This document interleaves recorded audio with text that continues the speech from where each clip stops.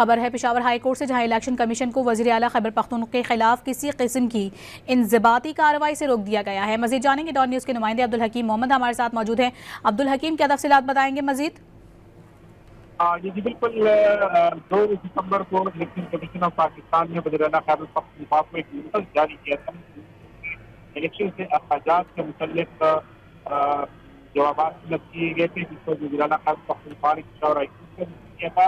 آج اس کی سماعت ہوئی اور سماعت جو ہے جسٹس سعید اسد علی شاہ اور جسٹس محمد رشید دونوں کی بینچ نے کی ہے، اور جو ان کی بینچ نے ان کو اطلاع کی جماعت کرنے کے بعد الیکشن کمیشن کو وزیر اعلیٰ کے خلاف کسی قسم کی کارروائی سے روک دیا ہے اور کیس کی جو سماعت ہے وہ ملتوی کر دی ہے۔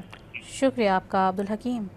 خبر ہے پشاور ہائی کورٹ سے، جہاں الیکشن کمیشن کو وزیر اعلیٰ خیبر پختونخوا کے خلاف کسی قسم کی انضباطی کارروائی سے روک دیا گیا ہے۔ مزید جانیں گے، ڈان نیوز کے نمائندے عبدالحکیم محمد ہمارے ساتھ موجود ہیں۔ عبدالحکیم، کیا تفصیلات بتائیں گے مزید؟ جی بالکل 2 دسمبر کو الیکشن کمیشن آف پاکستان نے وزیر اعلیٰ خیبر پختونخوا کو ایک نوٹس جاری کیا تھا۔